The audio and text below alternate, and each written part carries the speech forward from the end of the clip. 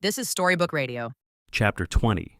Phoenix stands before the painting of the omniscient, a brush gripped tightly in his hand. The black paint glistens as he methodically layers it over the image. Each stroke is precise, almost meditative, as if he's stripping away the entity's power with every pass of the brush. The omniscient smirk, so mocking and omnipresent, slowly disappears beneath the dark coating. Phoenix's jaw tightens, his focus unwavering. To him, this act is more than a symbolic gesture. It is an exorcism. Behind him, Valerie watches, her hands fidgeting at her sides.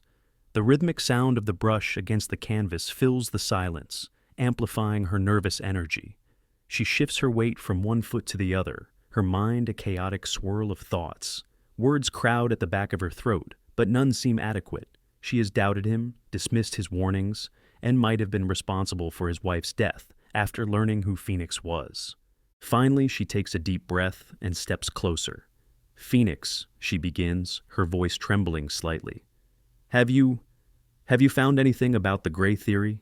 Her question hangs in the air, fragile and tentative, a bridge she isn't sure he'll cross. Phoenix pauses mid-stroke, his back still turned to her. The room feels colder, heavier, as he stands there, the brush motionless in his hand. When he finally speaks, his tone is distant, almost curt. "Why do you care?" he asks, the words cutting through the silence like a knife. Valerie flinches but doesn't retreat.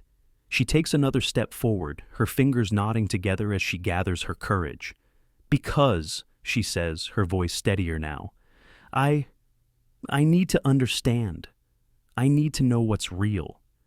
Phoenix resumes painting, though his strokes are slower now, less precise. Valerie's words seem to linger in the air, their weight undeniable. After a long pause, she speaks again. "There was someone," she begins softly.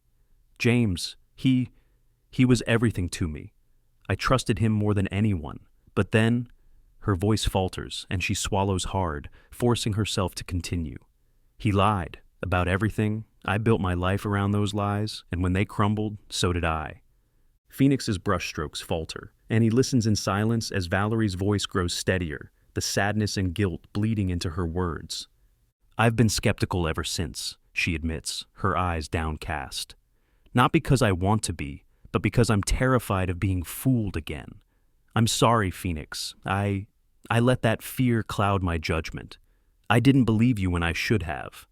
Her vulnerability appears raw, laid bare before him. Phoenix sets the brush down and turns to face her.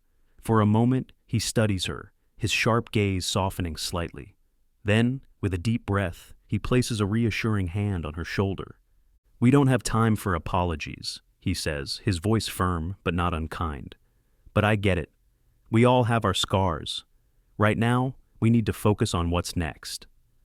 Valerie nods, not completely honest about how she feels, presses her lips into a thin line. She follows him as he moves to the computer desk, where a Rubik's Cube rests amid a scattered collection of papers and sketches. Phoenix picks up the cube, turning it over in his hands. "I've been thinking about the gray theory," he says, his brow furrowed in concentration. "If I can manifest a copy of this cube, it'll prove we can manipulate reality. It'll be a start." He sets the cube on the desk and closes his eyes, his expression tightening with effort. Valerie watches as his hands hover over the empty space beside the cube, his fingers twitching slightly. The room grows tense with anticipation, but after several long moments, nothing happens. Phoenix exhales sharply, his frustration evident. "Come on," he mutters under his breath, his jaw clenching as he tries again. The silence stretches thin, broken only by the sound of his shallow breathing. Before Valerie can respond, the door creaks open, and Dell steps into the room. His sharp eyes take in the scene, lingering on the Rubik's Cube and Phoenix's strained posture. "What's going on?" he asks, his tone calm but curious. "I'm trying to manifest a copy of this," Phoenix replies tersely, gesturing to the cube. "The gray theory is supposed to make it possible." Dell raises an eyebrow and steps closer, his gaze thoughtful. "You're approaching it wrong," he says after a moment. "If this theory is about bending reality, you can't force it. You have to align with it." Phoenix glances at him, skepticism flickering in his eyes. "And what do you suggest?" Dell shrugs, his expression unreadable. "Stop focusing on the outcome. Think about the process, the connection.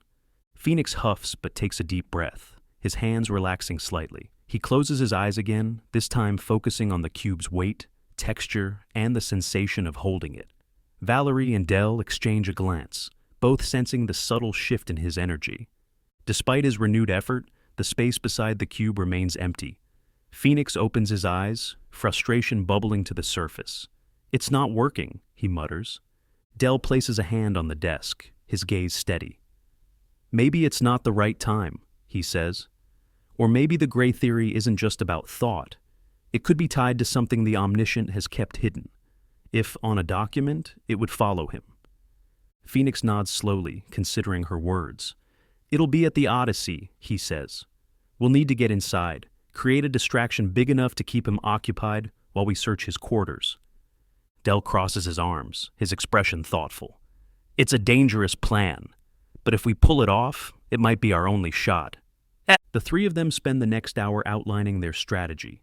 Valerie suggests potential entry points, while Phoenix details the timing and execution.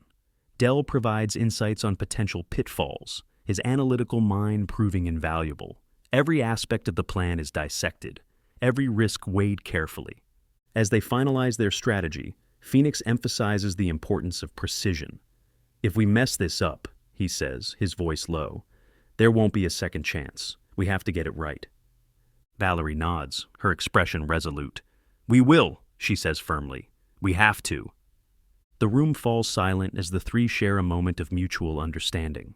Their eyes meet, and for the first time, they seem truly united in their purpose. The road ahead is fraught with danger, but they are ready to face it together.